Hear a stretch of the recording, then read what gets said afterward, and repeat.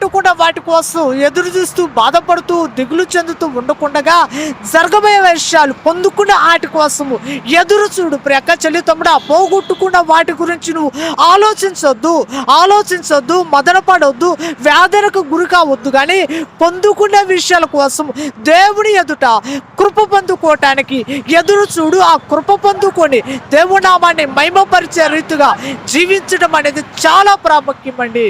ఆశ్రయపుర